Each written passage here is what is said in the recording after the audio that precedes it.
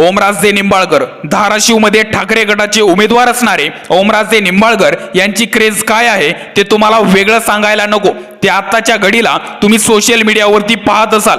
त्यांच्या वडिलांचा खून झाल्यानंतर हा व्यक्ती अवघ्या वयाच्या 22व्या वर्षी राजकारणामध्ये उतरला आणि हा व्यक्ती जिथे पाय ठेवेल तिथे पाणी काढायची धमक ठेवतो। आजच्या डेटला राणा जगजितसिंह पाटील यांच्या पत्नी अर्चना पाटील विरुद्ध ओमराजे निंबाळकर अशी धाराशिवमध्ये लढत होती। एकंदरीत ही जी चर्चा आहे ती अशीच आहे, जो व्यक्ती ठाकरेंशी एकनिष्ठ राहिला त्याच ओमराजे निंबाळकर यांच्या बाजूने धाराशिवचा कौल दिसून येतोय। या पलीकडे जाऊन सुद्धा ओमराजे निंबाळकर आणि कैलास पाटील यांच्या दोस्तीची चर्चा आहे। कैलास पाटील यांच्या विधानसभेच्या निवडणुकांच्या वेळी प्रचारासाठी ओमराजे निंबाळकर यांनी दुचाकीवर बसून प्रचार केला होता। कैलास पाटील आणि ओमराजे निंबाळकर हे असे दोन एक्के आहेत जे ठाकरे